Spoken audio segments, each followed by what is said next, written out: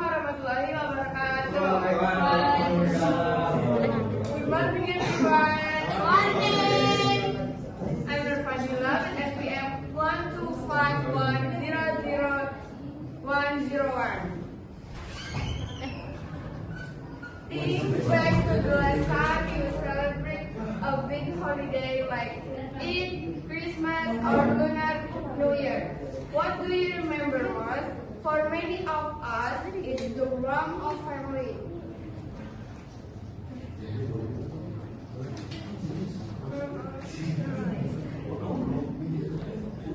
The smell of good food and perhaps the excitement of receiving a physical envelope filled with pocket money, what we call angpao or THR. But over the last few years, a quiet revolution has been happening right under our noses. The colorful paper envelope is slowly being replaced by a notification sound on our smartphone. You have received a transfer.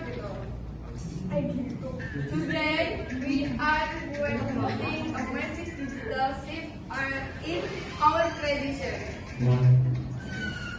Why is this happening? The answer is simple: convenience and adaptation.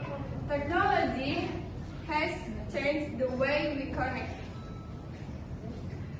In the past, if family members live far away, they might miss out on these traditional moments. Today, with just a few taps on an e-wallet or banking app, we can send messages, wishes, and financial gifts instantly across thousands of miles. It's not just about money. Either think about how we send holiday greetings.